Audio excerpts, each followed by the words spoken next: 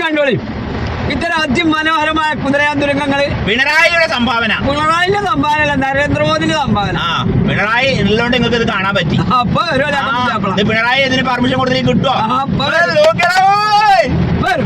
Narendra Modi